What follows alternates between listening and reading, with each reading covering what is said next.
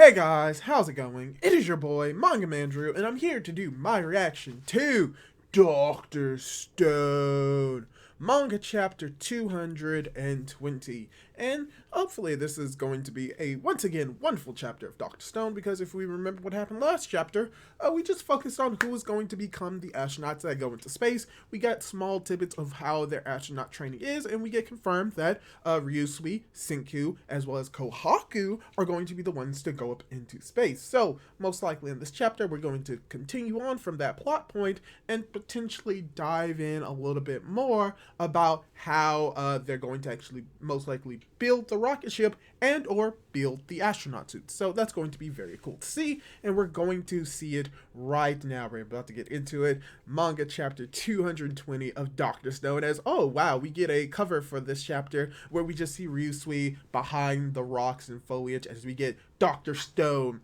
Z equals 220, a desire for all. So, this is going to be a Ryusui focused chapter as, yep, we're looking at it right now. We actually get a model of what the rocket ship looks like as Ryusui is just like so happy about it, as everyone's just looking at how Ryusui is so happy, as you have Gein's like, even since dear Ryusui was promised a ride in space.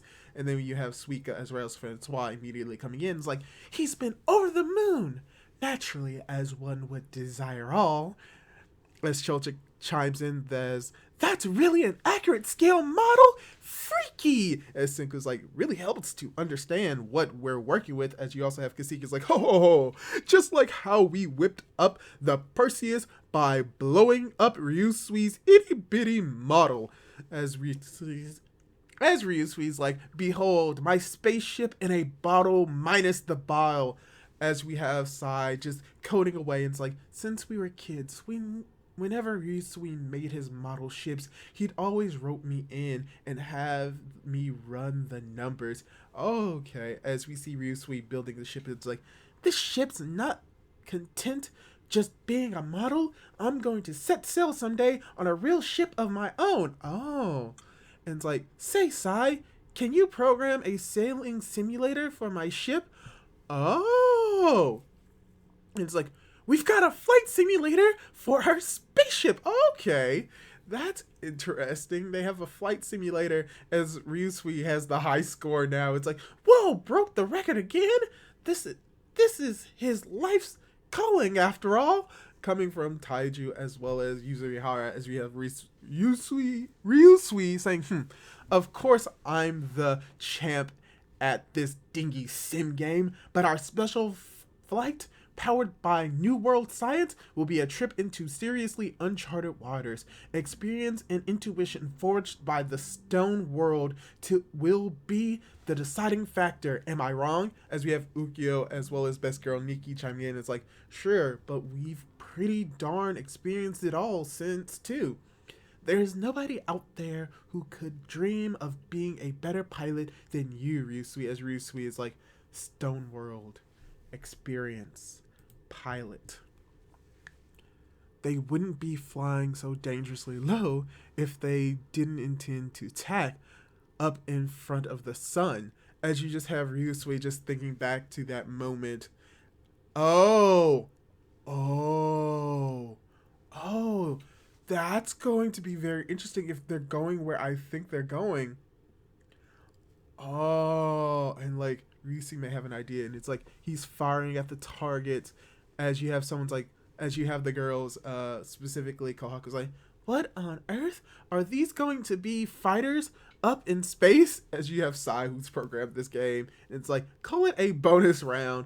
As you have the reporters like, as you have Senku saying, actually, we might engage in a firefight in space. Wow, they're just bringing that up now as like something that they probably should have known prior. But now we have them like talking more about like what they're going to do with potential moon combat. As you have Zeno's like, moon combat is an unknown factor to us. As you have Senku's like, think about it. What's the ultimate weapon Y-Man has that will never be 10 billion% prepared to counter? As you have them think about it, Chelsea as well as Chrome's like, the Medusas! As you have Senku's like, correct, 10 billion points. But have we ever been the sort of dummies to write out deaths without a plan? No. We'll be facing the Medusa with 2 special science items of our own. As you have Joel, the scientist, like, this is the first, a master work of my watchmaking career, if I do say so myself. I call it the Resurrection Watch. Oh no. Oh yes. And it's like, this exquisite piece contains a single dose of revival fluid. When a petrification beam strikes is imminent, the user can set the timer for 3 seconds later, 3 minutes later, what have you. As we see Chrome testing it out. Oh, and she's like, yeah, heck yeah, this thing's awesome. We gotta get everyone on Earth wearing these bad things. Worldwide petrification never gonna be a threat to us again.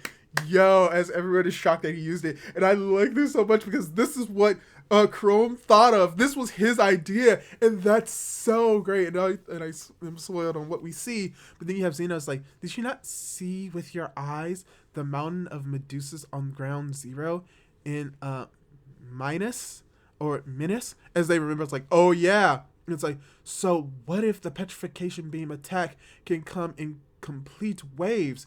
How would we ever defend against that?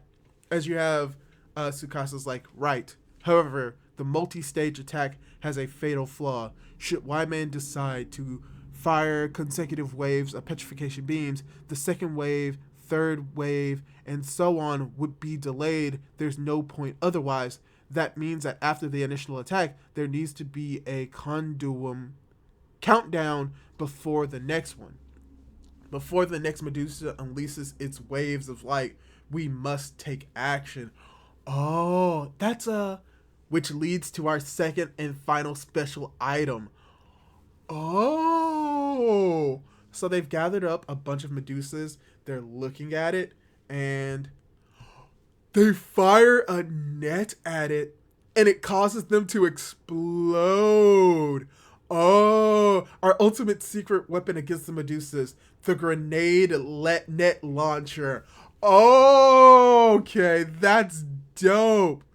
Oh, and as you have them like firing off guns and how they miss, you have Ryusui who fires off the gun and hits all of the Medusas at once, as you have Senku as well as Kawaku being unable to do it. Oh, I see where they're going with this. Oh, this is going to be I know where this is going.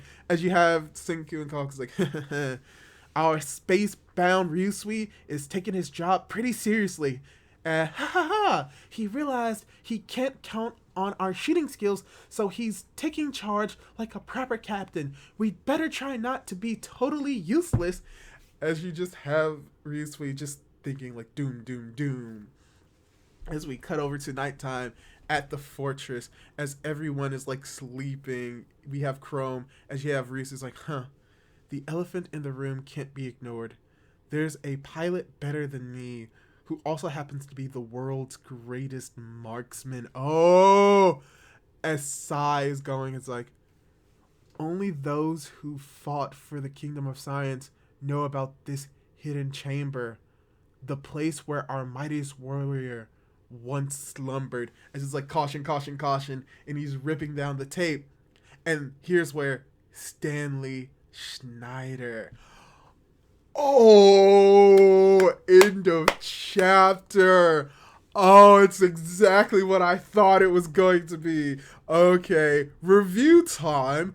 At the very least, when it comes to Boichi as well as Inagaki, they are shaking up like what we think is going to happen. We thought that for a while that Senku, Tsukasa and Ryusui are going to be the ones to go out into space to fight off the Y-Man, but the reveal that Kohaku was going to be a better fit than Tsukasa, that was amazing. And we have this entire chapter focusing on Ryusui and how he's going to be the pilot, how he's gonna be the astronaut, that he has his place on the ship, but then we start getting hits at the fact that maybe he's like not the best pilot, that maybe there is a better option. In the same case for Tsukasa, how there could be a better option, or an option that is just as good. And it started off with him like thinking about how he's flying and he was in the ship, and how someone who was like flying was able to take advantage of the sun, and he begins, and we see that is probably the hint to Stanley most likely taking his place. So yeah, this is really building up a lot of stuff in this chapter. It was building up Ryusui's character, which is cool, showing that even though he's someone that desires everything, he may have to make sacrifices to actually achieve his desires, in which he won't be able to go up into space, but he will desire the end of the Y-Man by having someone else take his place that may be better for the actual job, which will most likely be Stanley. But we also get setting up to how they're going to be able to fight off the Medusas. Something that came into fruition was a device that has a timer that's able to that is able to release revival fluid, which it's great that Chrome was the first one to test it, because he was the one who thought up of this idea of having a mechanism that's able to drip revival fluid at intervals. So it's cool that we were able to get that, and Chrome is playing a big role, which, you know, could imply that Chrome may actually be the one to go into space, perhaps. But we also got a little bit more of a rocket launcher, which is able to destroy the Medusas just in case like a pile lands on them in a small wave. Like, they can use the devices to unpetrify themselves, destroy the Medusas, so a second wave doesn't come, because it doesn't make sense to constantly produce wave after wave after wave, because there's going to be a delay. So they thought that far ahead, which is also cool.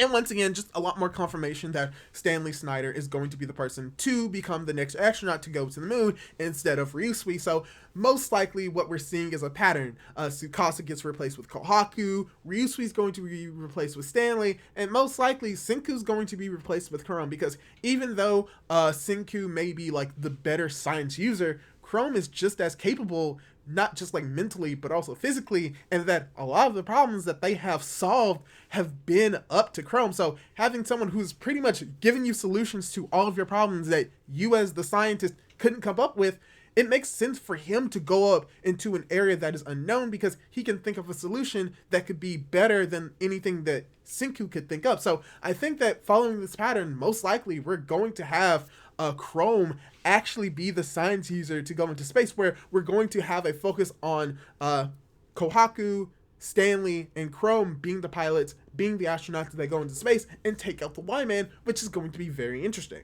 But yeah, that's all I really have to say about this chapter of Dr. Stone. I thought it was a really cool setup chapter, once again, about Dr. Stone, setting up the character of Ryusui, showing him going through a little bit more character development, or more or less character growth, as well as alluding to potentially that the astronauts that we saw last chapter may be completely different from the actual launch of the spaceship, as well as getting a lot more setup to fight against the Y-Man when it comes to the Medusas, and also setting up the ship and what it's going to look like when it's actually assembled. So that's going to be very cool.